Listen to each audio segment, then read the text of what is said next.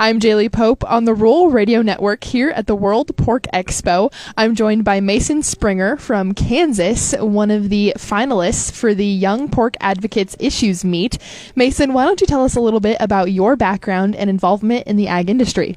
Yeah, so I grew up on a third-generation family-owned hog operation all of my life. It started in the 1960s with my great-grandpa.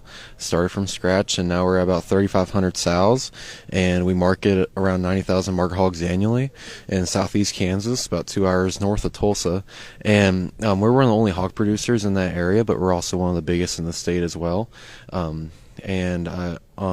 Besides the pigs, I've had a cow-calf operation with my younger brother for about 5 years, and I've been doing that. Also showed cattle throughout my time in 4-H, and I was really active in FFA and 4-H throughout my high school and youth career, and I actually just rounded up my state officer tenure, serving as a state reporter this past year for the state of Kansas.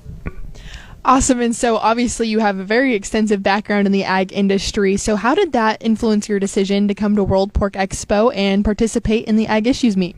Yeah, I've not been to the Pork Expo for about 8 years. Went with my family last time, but my dad and I saw an opportunity to come up here, kind of get away from the farm, get to see some familiar faces. And when I got the email that they were having this Ag Issues Meet, it was right up my alley. Competing in discussion meet with FFA and Farm Bureau just seemed like a perfect fit for me, and really be able to just see what other young producers deal with throughout their time in the swine industry.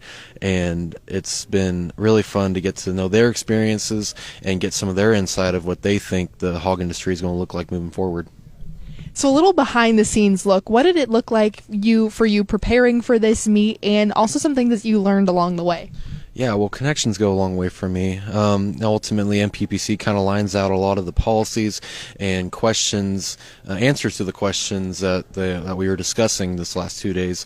But also talking to some local producers and people up on the state board for Kansas have been really beneficial, and it's really given me an opportunity to really broaden my knowledge of these topics and be able to come here and really try to give the best explanation, try to get my point across as best as possible. And any young person looking to be involved in this opportunity or others within the pork industry, what advice do you have for them to get involved? Yeah, well, definitely this last day I've come to realize, my dad pointed out too, is the swine industry is really small when we compare it to maybe the grains or the beef industries. The pork industry is big in itself, but also a very small network of people. And doing an opportunity like this is a way to give back to an industry that's done so much for me, and also open up more doors for maybe future internships or job opportunities I might have in the future. And being able to come up here, meet other people, get their insight, and be able to come back to my farm, maybe implement some of those things, or maybe just have more connections to go along with in the future is really what I've taken away from these last few days. As we finish up our time together, is there anything else you'd like to add?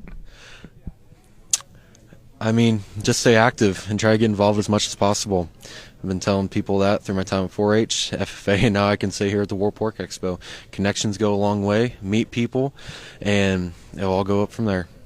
Thank you so much, Mason. Again, I'm Jaylee Pope on the Rural Radio Network, joined by Mason Springer from Kansas, one of the finalists in the Young Pork Advocates Issues Meet.